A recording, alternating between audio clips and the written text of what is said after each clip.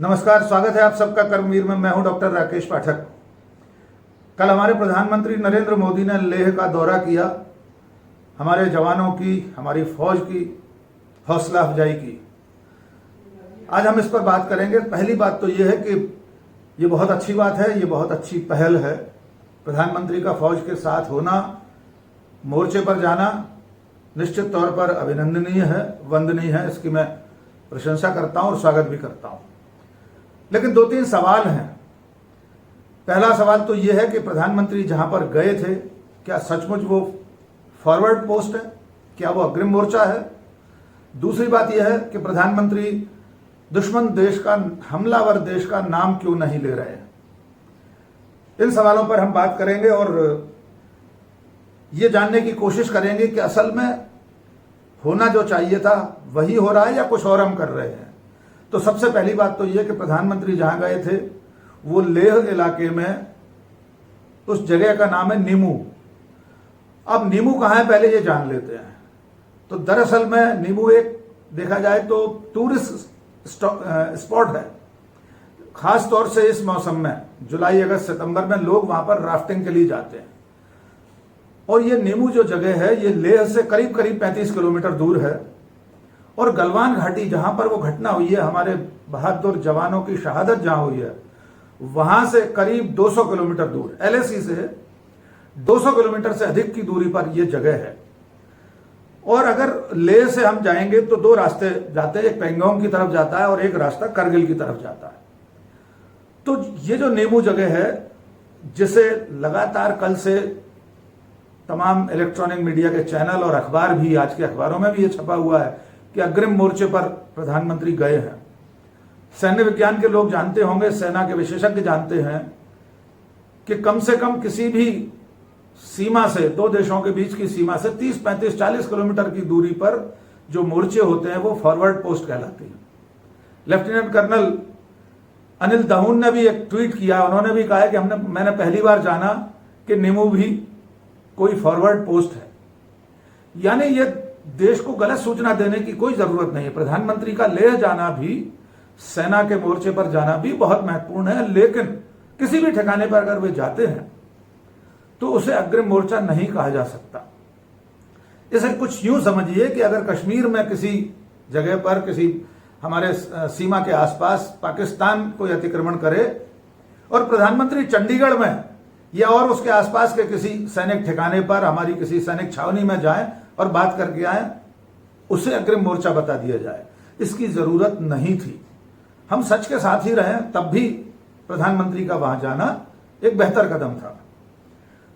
दूसरी बात, प्रधानमंत्री ने वहां भी सैनिकों को संबोधित किया, लेकिन एक बार भी चीन का नाम नहीं लिया।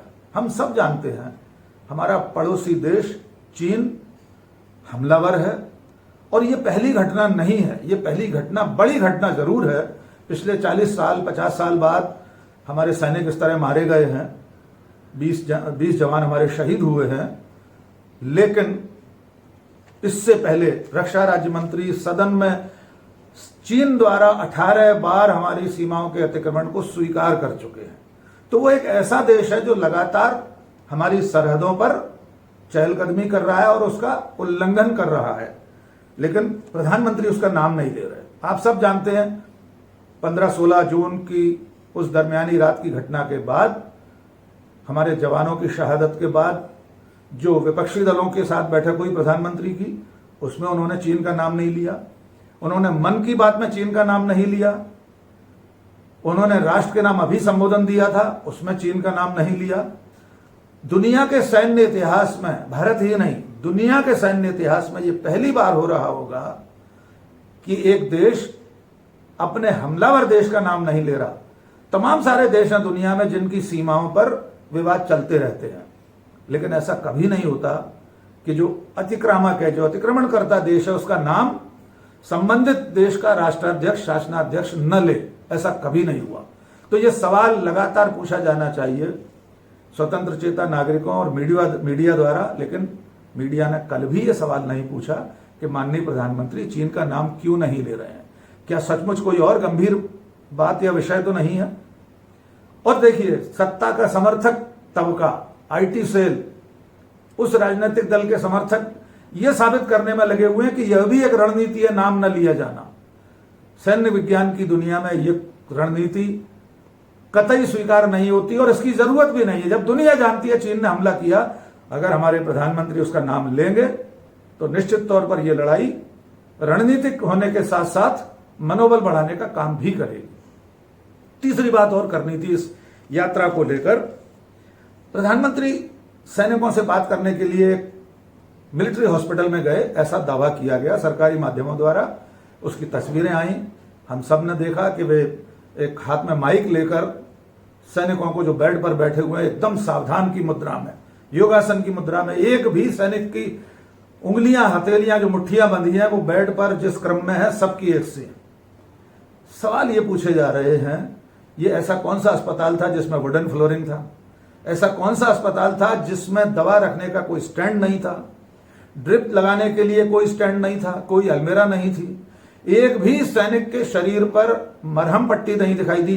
किसी एक सैनिक के पैर में जो मोच लगने पर क्रैप बैंडेज बांधा जाता है वो बंधा हुआ दिखाई दे रहा है। उसमें ऊपर प्रोजेक्टर दिखाई दे रहा है जो कि किसी ऑडिटोरियम या किसी हॉल में लगता है।